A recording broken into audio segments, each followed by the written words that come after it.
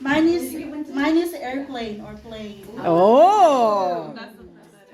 Um, well, it's actually really good because last week, uh, the Lord has been speaking to me about airplane and like the illustration of an airplane. I even wrote it down, so I looked at my notes.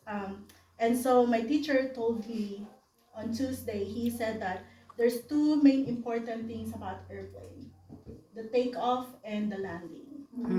And so as we believers, what is our takeoff? How are we taking off? You know, when we are being baptized with the Holy Spirit, what are the things that we prepare before we take off?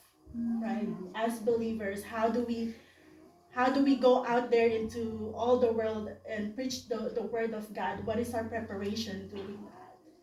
And yeah, and so that's one of the things. And then the landing is, of course, not every one of us, is maybe we don't know when Jesus is coming back. Maybe some of us are gonna go back to heaven before that happens, right? And so the takeoff is, what are we leaving in this new generation to be, like to be an example for this next generation. Wow. Yeah. That's good.